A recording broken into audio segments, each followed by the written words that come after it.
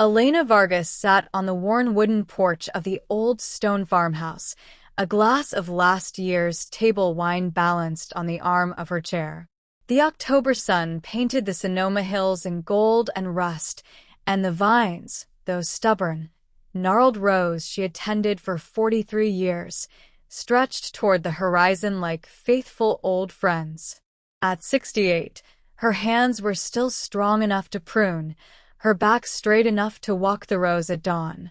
She had buried her husband Antonio 5 years earlier, but the vineyard had kept her alive. It was all she had left. The phone rang inside the house. She rose slowly, knees protesting, and answered on the third ring. "Mama?" Michael's voice crackled over the line from Toronto. He sounded hurried, the way he always did when he wanted something finished quickly. "Michael, mijo. How are the children? Is Sarah?" "We sold the vineyard, Mama." The words landed like a fist to the ribs. Elena gripped the counter. "What?" "The family vineyard. We sold it. The buyer closed yesterday. We needed the money for the move, new house, new life in Canada. The kids are starting school here, good schools. Sarah got the promotion she wanted. You understand." She did not understand. She understood nothing except the sudden hollow in her chest. "We left you enough," Michael continued, his tone brisk, almost kind if you didn't listen too closely. "Enough for a decent nursing home. I already spoke to Sunny Acres in Napa. They'll take you next month. You'll have a private room, 3 meals, activities. You won't be alone." Elena stared at the calendar on the wall, Antonio's handwriting still marking harvest dates in faded ink. "You sold my home," she whispered. "It wasn't yours alone, Mama. It was the family's. And it was failing. Dad always said so. We did what we had to. Don't make this harder than it is." The line went quiet. She heard her son breathing, waiting for the tears he expected. Instead, she said, very softly, "I see. We'll wire the money tomorrow. Call me if you need help packing." He hung up. Elena stood motionless until the phone beeped its disconnect tone. Then she walked outside, sat back in the porch chair, and let the wine glass slip from her fingers. It shattered on the flagstones, red liquid spreading like blood. She did not cry. Not yet. That night she could not sleep. The house felt too large, the silence too heavy. At 2 a.m. she rose, pulled on Antonio's old flannel shirt that still smelled faintly of cigar smoke and earth, and went down to the cellar. The cellar had always been his domain. She had respected the padlocked door at the far end, the one he called the accounting room. After his death, she had left it untouched, too raw to face. Tonight the lock felt like an insult. She found the key taped beneath the third shelf of Cabernet, exactly where Antonio had joked he would hide it in case I forget. The door opened with a sigh of cool air. Inside, metal filing cabinets, a desk, a small safe. On the desk lay a single envelope addressed to her in Antonio's careful hand. "For Elena, when the time comes." She sat down, hands trembling only slightly, and opened it. Inside were 3 things: a letter, a flash drive, and a key to the safe. The letter was dated 3 months before his death. "Mi amor, if you are reading this, I am gone and something has gone wrong with the vineyard. I kept secrets because I wanted to surprise you one day when the vines were truly ours again. The boy, Michael, he never believed in it. He saw only debt and struggle. I let him see that. But I built something else. The vineyard was never failing. I turned it years ago. Quietly. The struggling label we sold to tourists? That was the cover. Behind it I created Vargas Reserve. Small lots. Single vineyard, aged in French oak the way my grandfather taught me in the old country. I partnered with a distributor in San Francisco who understood. The brand is now worth millions. The land itself, the buildings, everything is in a trust one set up for you alone. Michael has power of attorney only for the old accounts, the ones I let him see. The real ones he cannot touch. Go to the safe. The combination is our wedding date, backwards. Inside you will find everything. The trust papers. The bank accounts. The brand registry. The buyer who just approached Michael thinks he is buying a failing vineyard for pennies. Let him think so for now. You are stronger than any of us knew. Use the money to do what I never could. Make this place a home for women who have nowhere else. You always wanted that. Now you can. I love you more than the vines. Antonio. Elena read it twice. Then she opened the safe. Inside, folders thick with legal documents, bank statements showing balances she had never imagined, a leather-bound ledger of wine sales, and a small black flash drive labeled The True Harvest. She plugged the drive into the ancient desktop computer Antonio had kept down here. Spreadsheets bloomed across the screen. Production records, critic scores, auction prices. Vargas Reserve 2018 had sold for $1,200 a bottle at a Hong Kong auction last year. There were contracts with restaurants in New York, Tokyo, London. The struggling vineyard Michael had sold was worth, conservatively, $28 million. Elena leaned back in the chair and laughed once, a short, sharp sound that echoed off the stone walls. Then the tears came, hot and furious and long overdue. The next morning she called Michael back. Her voice was small, broken, exactly what he expected. I don't know what to do, she said. The house feels so empty. I packed one suitcase. I suppose Sunny Acres will be nice. Michael sounded relieved. Good, Mama. Sarah and I will fly down next week to help you move. We'll sort the rest of the furniture. The buyer wants possession in 30 days, but they said you can stay until then. 30 days, she repeated faintly. Thank you, Iho. You're a good son. She hung up and smiled at the empty room. The smile was not kind. Within the hour, she was on the phone with Antonio's old lawyer, a quiet man named Rafael Morales who had handled the trust in secret for years.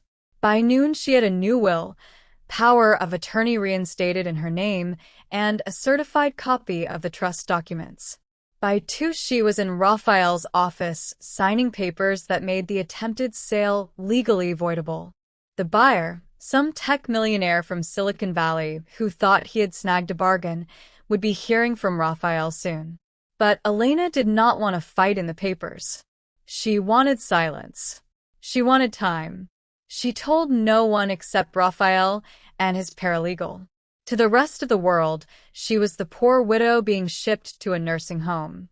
She even let the local grapevine carry the story. Elena Vargas, brokenhearted, selling everything. She spent the next 3 weeks in the cellar and the vineyards, moving like a ghost. She met with the distributor in San Francisco, a sharp-eyed woman named Lena Park who had kept Antonio's secret for a decade. Lena cried when she saw Elena. He always said you'd take it further than he could, Lena said. The 2022 reserve is already in barrel. Critics are waiting. We can release it under your name now. Elena nodded. But first the land. I want it back. The buyer, a man named Derek Holt, had paid Michael $850,000 for 400 acres and the buildings. A pittance. Elena's trust held more than enough to buy it back at fair market value, quietly, through a shell company Rafael created. Holt, it turned out, had never intended to keep the vines. He wanted the land for a luxury estate. When Rafael explained the trust, the true valuation, and the fact that the sale could be challenged in court for years, Holt accepted a generous offer to sell back. No publicity, no lawyers fighting in the press, just money and silence. On the 29th day, title transferred back to Elena Vargas, trustee. She stood on the porch at dusk, watching the hills darken. The sold sign had already been removed by Holt's crew. She had paid them to do it. Michael and Sarah arrived the next morning expecting to find her packed and tearful. Instead, they found Elena in the kitchen making fresh pasta, the house smelling of garlic and basil. "Mama?" Michael looked confused. "The movers are coming at 10. "Oh, I canceled them," she said lightly. "I decided not to go to Sunny Acres after all." Sarah's mouth opened, closed. Michael's face tightened. "What do you mean?" "We sold the vineyard. The buyer." "The buyer changed his mind," Elena said, pouring wine into 3 glasses. "Turns out the place was worth more than anyone knew. Antonio left me a few things in the trust, enough to buy it back." She handed them the glasses. Michael's hand shook. "You lied to me," he said. "No, hijo. "I let you believe what you wanted to believe. There's a difference." He stared at her for a long moment, the woman who had once rocked him to sleep, now looking at him with calm, unblinking eyes. "How much?" he whispered. "Enough," she said. "More than enough for a nursing home. But I won't be needing one." Sarah tried to speak, but Elena raised a hand. "I'm not angry," she said. "Not anymore. You wanted a new life. You have it. I want mine back. The vineyard stays with me. The house stays with me. You can visit any time.